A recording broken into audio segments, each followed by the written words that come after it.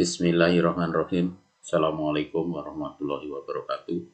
Selamat bertemu kembali dengan Pak Puji di channel Goresan Bahasa. Channel yang memfokuskan diri tentang pendidikan khususnya bahasa Indonesia. Anak-anakku, khususnya siswa kelas 8 di 10 penjuru tanah air, pada kali ini kita akan melanjutkan pembelajaran masih berkisar tentang teks persuasif. Teks persuasif ada 4 bagian. Yang pertama hakikat, yang kedua menyimpulkan, yang ketiga struktur dan ciri kebahasaan, sedangkan yang terakhir ini bagaimana membuat teks persuasif tersebut. Baik anak-anak, ini merupakan video saya yang ke-29. Mudah-mudahan kalian nanti bisa mengikuti, kalian bisa memahami, dan kalian bisa lebih pandai lagi. Tetapi untuk lebih tepatnya dalam pembelajaran kali ini kalian bisa sambil melihat buku paketnya, atau mungkin juga bisa didampingi dengan ayah bunda tercintanya. Baik anak-anak, tadi seperti yang saya sampaikan, yang pertama tadi berbicara masalah hakikat, kemudian struktur, dilanjutkan dengan langkah-langkah. Intinya pada pembelajaran yang keempat ini, bagaimana menyusun teks persuasif itu merupakan rangkaian terakhir. Finalnya, setelah kalian paham tentang hakikat, kemudian struktur, kemudian bahasa, dan seterusnya, sekarang kalian praktek menerapkan, membuat teks persuasif. Itu sebenarnya anak-anak. Mengingatkan kembali, hakikat teks persuasif adalah teks yang atau tulisan yang isinya atau sifatnya mengajak, membujuk, memengaruhi dengan didukung fakta dan argumen yang sesuai. Jadi kata kuncinya adalah membujuk, mengajak gitu ya, memengaruhi dengan didukung argumen dan fakta yang sesuai. Berikutnya, strukturnya apa?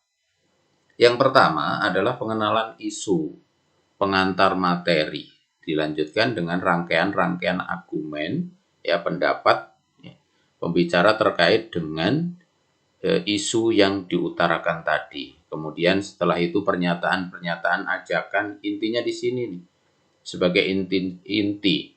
Kemudian dorongan, ajakan melalui sesuatu, ya, melakukan sesuatu. Ini bisa eksplisit, bisa implisit, bisa terang-terangan, bisa tersembunyi. Kemudian dipertegas di bagian akhirnya, biasanya menggunakan kata-kata demikianlah, dengan demikian, oleh karena itu, dan seterusnya.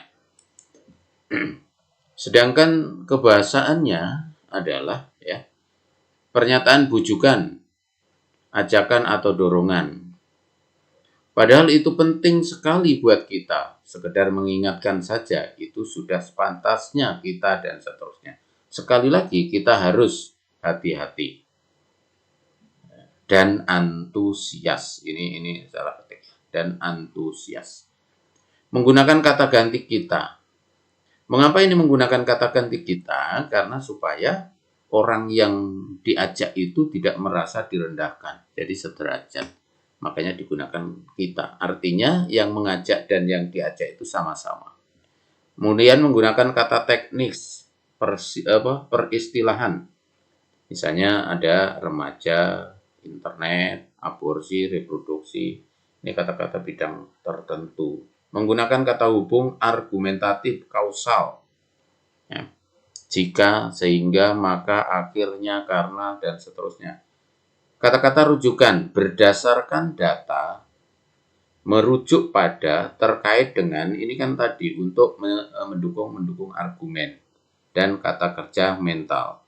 Diharapkan, memprihatinkan, mengagumkan, menduga, berpendapat, dan seterusnya, berkaitan dengan emosi mental. Ya. Lanjut. Kemudian langkah-langkahnya bagaimana sih untuk membuat atau kita bisa membuat teks persuasif?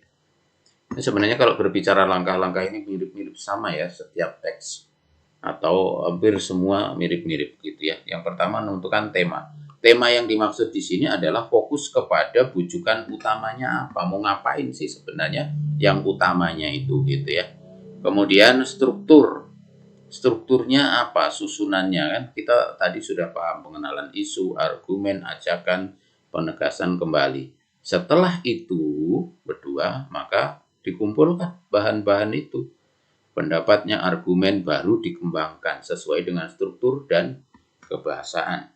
Berikutnya merevisi atau mengedit bila ada yang tidak baik atau yang tidak tepat atau kurang. Jadi itu langkah-langkahnya.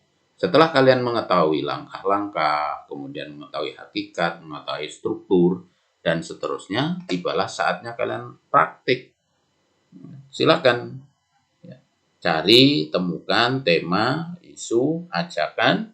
Setelah itu silakan praktek. Ya, tuh.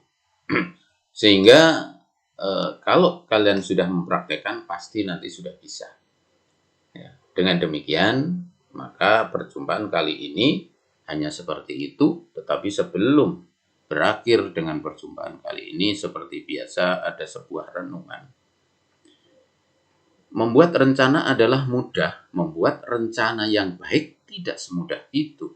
Tapi yang paling sulit adalah melaksanakan rencana yang sederhana dengan baik. Mario Teguh. Demikian anak-anak perjumpaan kali ini, mudah-mudahan kalian paham, mudah-mudahan kalian ngerti, mudah-mudahan kalian bisa membuat teks persuasif. Jangan lupa bisa dipelajari juga buku paket atau mungkin browsing di sumber-sumber lain.